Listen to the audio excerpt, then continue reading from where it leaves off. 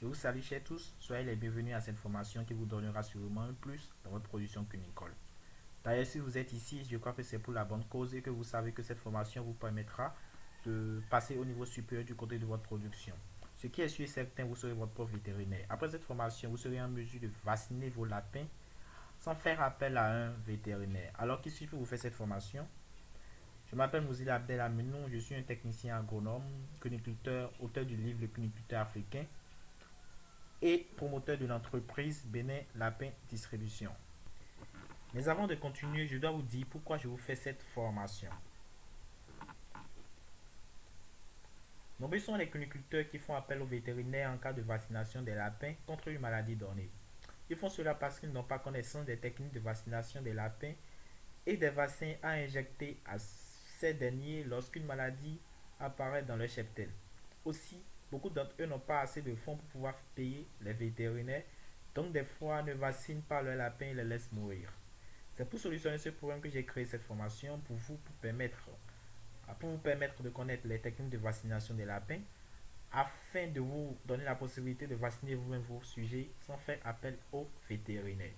Dans cette formation, vous aurez tout ce qui est en rapport avec les vaccins, leurs principes, les différents types de vaccins qui existent, les voies d'administration des vaccins aux lapins, le choix du vaccin adapté à une maladie donnée, les bonnes pratiques et les effets indésirables de la vaccination. Parlons à présent des fondamentaux.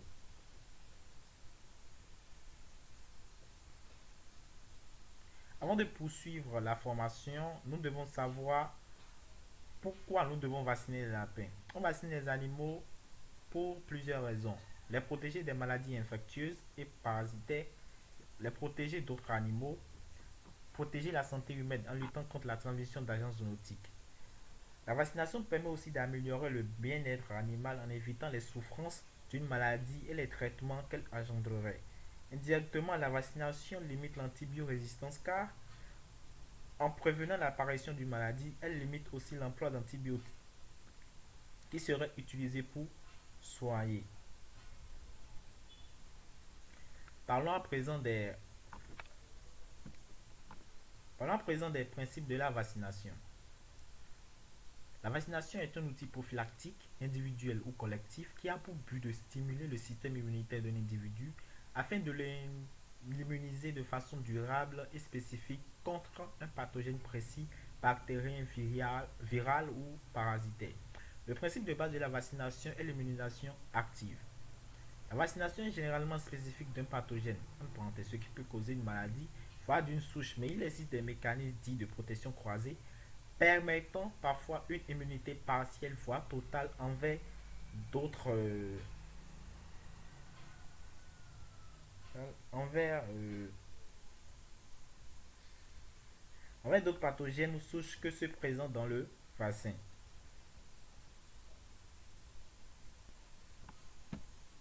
Alors, quels sont alors les différents types de vaccins qui existent? Nous avons les vaccins à agents vivants atténués. Ces vaccins sont constitués par le micro-organisme vivant, mais dont la virulence a été atténuée afin de le rendre non pathogène, mais en préservant ses qualités immunogènes. Les vaccins à agents inactivés. Ces vaccins sont constitués de micro-organismes ayant perdu leur capacité à se multiplier. Les vaccins sous unité ou purifiés. Ces vaccins sont constitués uniquement de la partie immunologiquement active des pathogènes ou de métabolites. Les vaccins recombinants. Il s'agit des vaccins vivants particuliers. Le principe est d'utiliser un vecteur vivant afin de présenter au système immunitaire l'antigène appartenant au pathogène contre lequel on souhaite vacciner. Quelles sont alors les voies d'administration des lapins? Des vaccins. Nous avons la voie parentérale. C'est la principale voie d'administration. Elle peut être réalisée au moyen d'injections sous-cutanées, intradermiques, intramusculaires ou intrapéritonéales de façon plus anecdotique. Le site d'injection devra tenir compte de l'espèce concernée et de l'anatomie de l'animal. Cette voie regroupe plusieurs autres voies d'administration de vaccins que sont l'injection sous-cutanée. Cette voie d'injection présente l'avantage d'être facile à réaliser même sur de petits animaux et d'être peu, voire non douloureuse. L'injection de cette méthode résiderait en la moindre absorption du vaccin comparativement à la voie intramusculaire en particulier lorsque le tissu adipeux est important. L'injection sous-cutanée des lapins se fait en suivant plusieurs étapes. Nous avons besoin du matériel suivant: une seringue, des aiguilles, un coton et un désinfectant. Voici alors les étapes de réalisation d'une injection sous-cutanée. Il faut vous munir de quelques outils indispensables pour pratiquer l'injection en toute sécurité pour vous et l'animal. Il faut tout d'abord se procurer une aiguille de fin calibre, une seringue et le flacon de médicaments. Vous devez également être équipé d'un savon désinfectant pour les mains, d'alcool ou d'eau oxygénée, de coton ou d'une compresse et d'une serviette. Une poubelle à proximité sera également la bienvenue. Pour réaliser cette tâche, lavez-vous les mains à l'eau et au savon en les frottant au moins 30 secondes, puis rincez-les abondamment à l'eau propre avant de les sécher avec une serviette propre. Après un bon lavage des mains, ouvrez l'emballage de la seringue et l'aiguille et adaptez cette dernière à l'embout de la seringue. Ensuite, à l'aide de celle-ci, prélevez le produit dans le flacon et avec le piston dosez la quantité de médicaments nécessaire. Imbibez dans le même temps une compresse ou un coton avec l'alcool ou l'eau oxygénée et posez tout le matériel sur un coin de votre table que vous avez au préalable désinfecté. Faites un pli avec vos doigts au niveau de son cou. Prenez alors la compresse ou le coton et désinfectez la zone où vous allez la piquer. Une injection en sous-cutané chez le lapin n'est pas douloureuse mais peut le surprendre, alors tenez-le fermement afin qu'il ne puisse pas se débattre pendant l'injection. Voici ce que j'appelle pli chez le lapin. Introduisez légèrement à travers la peau dans le pli du cou et injectez le produit assez rapidement. Si jamais vous ressentez une appréhension, vous pouvez vous entraîner sur une pomme de terre cuite. Une fois l'aiguille retirée, massez légèrement le cou avec vos doigts pendant quelques secondes, puis reposez le lapin dans sa cage ou autre et jetez le matériel. Voici comment se faire l'injection sous-cutanée chez le lapin. C'est la photo.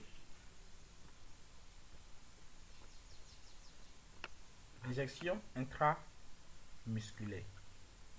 Lorsqu'elle est bien réalisée, l'injection intramusculaire permet d'administrer le vaccin du moins, dans une zone richement vascularisée et assure ainsi une exposition efficace du vaccin au système immunitaire.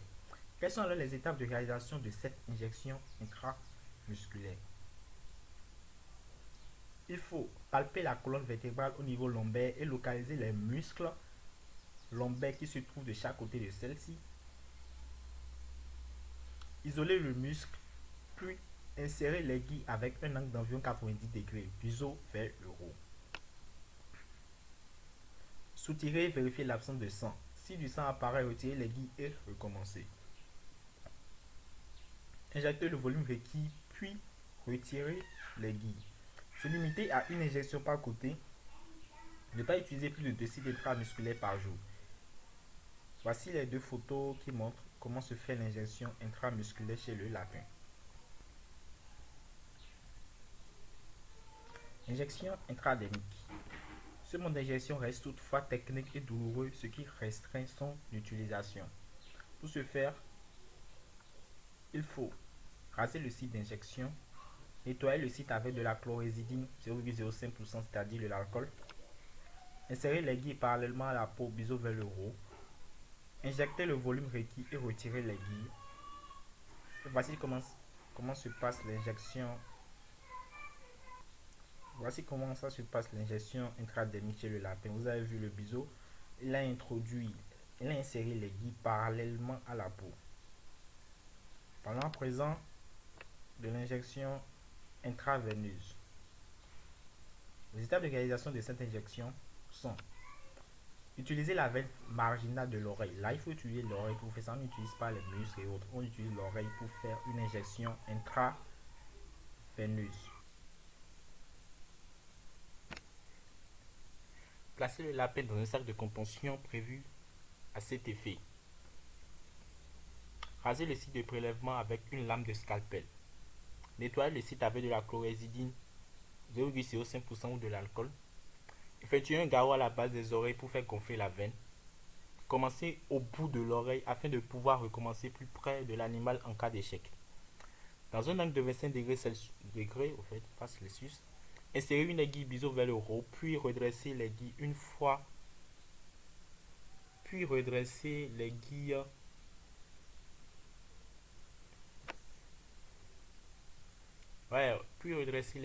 une fois la peau transpercée afin d'atteindre la veine.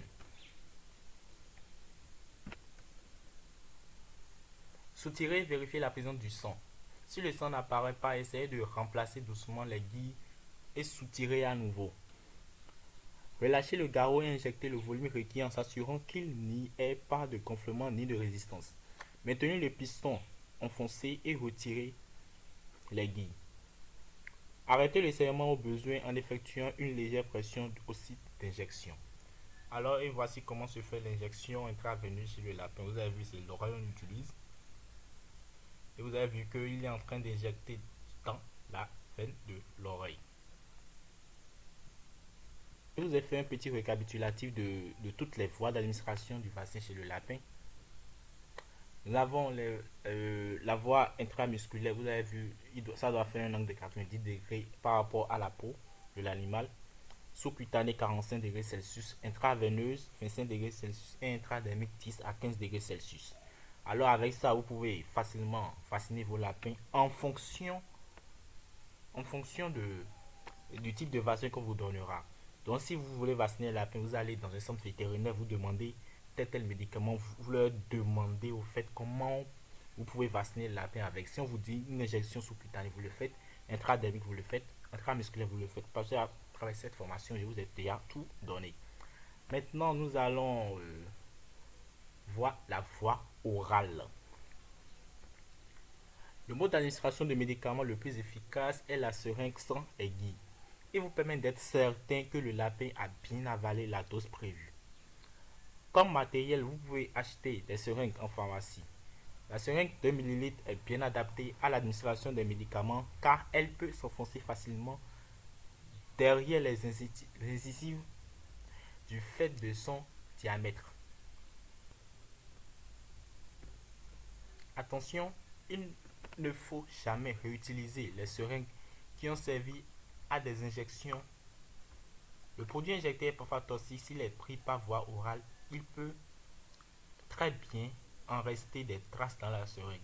N'utilisez pas non plus des seringues qui ont déjà été utilisées plusieurs semaines ou mois avant. À chaque nouveau traitement, demandez de nouvelles seringues à votre pharmacien.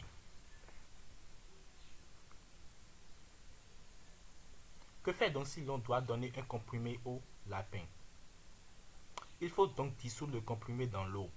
N'utilisez pas plus d'un millilitre d'eau, c'est bien suffisant et cela vous permettra de n'utiliser qu'une seringue. Si le comprimé n'est pas soluble, vous devez l'humidifier puis l'écraser en fine poudre, ce qui se fait facilement avec le dos d'une cuillère à café. En quelques minutes, vous aurez le résultat suivant. Voilà, c'est déjà en poudre et on l'a mis dans la seringue déjà.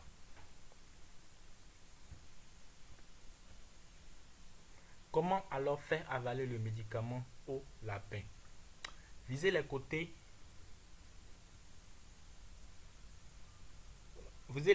de la bouche et injectez lentement le produit. Comme vous l'avez sans doute remarqué, les lapins possèdent un grand espace entre les incisives et les prémolaires. C'est dans cet espace que vous devez introduire la seringue. Ne tentez pas d'introduire la seringue en face, les incisives la bloqueront.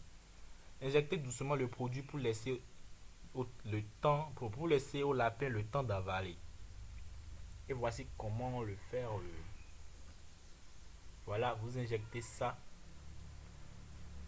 au côté de la bouche.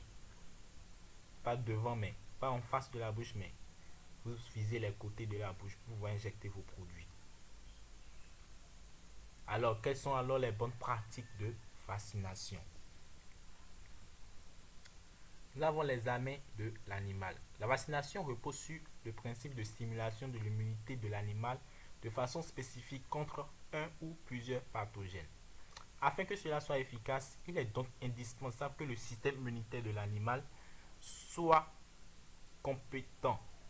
Nous prendrons donc soin de réaliser un examen clinique complet de l'animal afin de connaître son état de santé.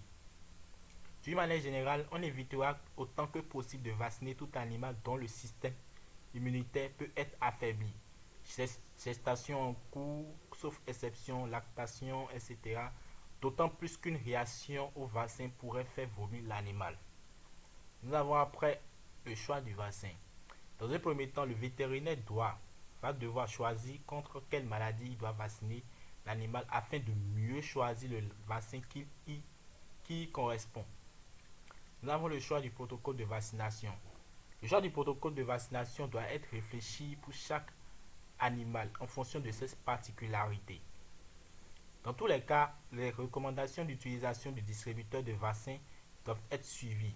Elles donnent des informations capitales sur la voie d'administration, la fréquence des rappels en fonction du statut physiologique de l'animal, les essais cibles et les contre-indications d'utilisation. Nous avons les bonnes pratiques d'administration. Il s'agit simplement de respecter les indications prévues par le fabricant et d'administrer le vaccin dans des conditions d'hygiène suffisantes. Ainsi, le vétérinaire veillera à respecter le mode d'administration, c'est-à-dire la voie d'administration, la zone, etc. Respecter le protocole, c'est-à-dire la fréquence d'administration en particulier. Respecter les conditions de conservation du vaccin. Utiliser entièrement la dose du vaccin, quelle que soit la taille, l'âge ou le stade physiologique de l'animal. Utiliser le matériel stérile dans le cas d'utilisation de la voie parentérale. Réaliser les injections dans une zone de peau saine et propre. Ne pas mélanger plusieurs vaccins dans la même seringue.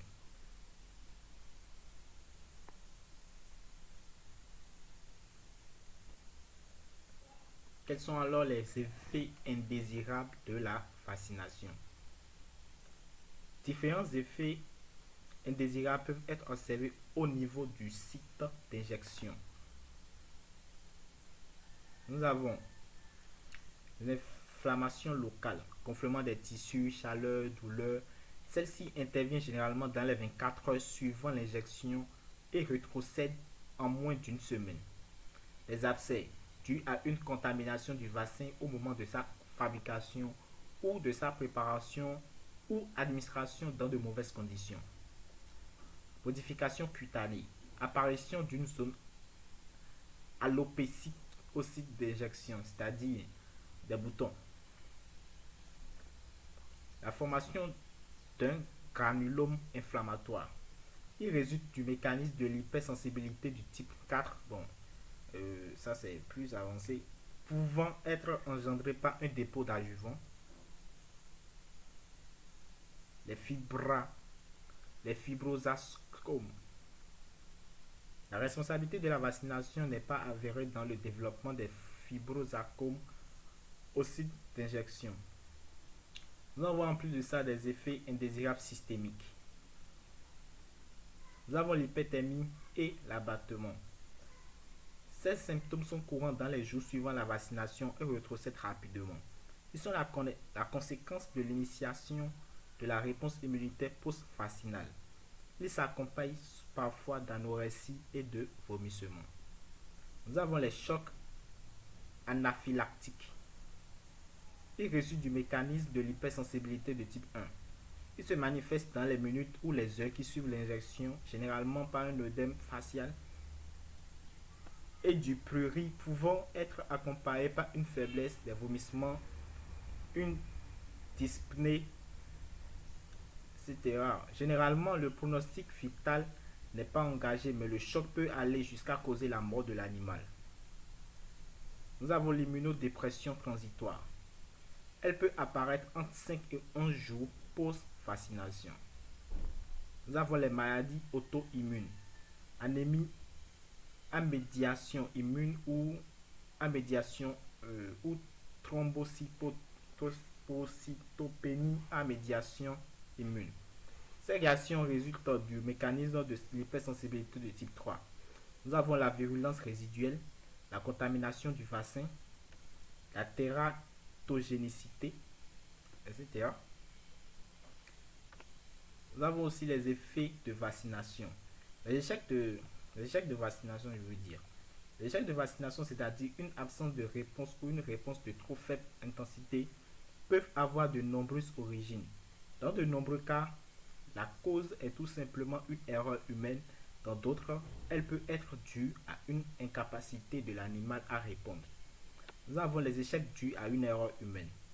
Il s'agit du non-respect des bonnes pratiques de vaccination, c'est-à-dire par exemple une erreur de conservation du vaccin ou l'utilisation d'une voie d'administration inappropriée. Souvent, l'erreur est de vacciner à un animal qui n'aurait pas dû l'être. Animal en mauvais état général, parasité, immunodéprimé, etc. Nous avons les échecs dus à l'animal. Comme dans tous les processus biologiques, la courbe représentant le pourcentage d'animaux en fonction de l'intensité de la réponse immunitaire induite par la vaccination est de type gaussien. Cela implique que si la plupart des animaux sont capables de générer une bonne réponse immunitaire suite à la vaccination, d'autres en déclencheront au contraire une très faible, voire inefficace. Une des causes fréquentes d'échec vaccinal est la présence d'AOM, c'est-à-dire l'anticorps d'origine maternelle chez l'animal jeune qui rendent la vaccination rapidement inefficace. Ainsi, si la vaccination est réalisée trop tôt, alors les anticorps sont encore présents. Son efficacité sera de courte durée et un ou plusieurs rappels seront nécessaires. La difficulté réside dans le fait que le taux d'anticorps d'origine maternelle et leur persistance dans le temps est variable d'un animal à l'autre et ne peut être précisément évalué. L'animal peut aussi être déjà infecté sans que le propriétaire ou le vétérinaire le sache, auquel cas la vaccination peut être trop tardive pour être protectrice. L'efficacité de la vaccination peut aussi être la conséquence d'une immunosuppression de l'animal vacciné, elle-même pouvant par exemple résulter d'un parasitisme, de malnutrition, voire d'une injection, voire d'une infection ou de stress. Enfin, il est possible que le vaccin ait un défaut de fabrication. Alors nous voici à la fin de la formation sur les techniques de vaccination des lapins. Je vous remercie d'avoir suivi et d'être là dans ce forum pour la formation. Vous allez recevoir votre guide technique de vaccination des lapins. Je vais vous envoyer cela, vous allez télécharger. Voyez, ça regroupe tout ce qu'on a fait dans l'audio là. Je vous souhaite alors plein succès et si vous avez des questions, vous pouvez m'écrire parce que vous connaissez déjà mes coordonnées. Merci et à la prochaine.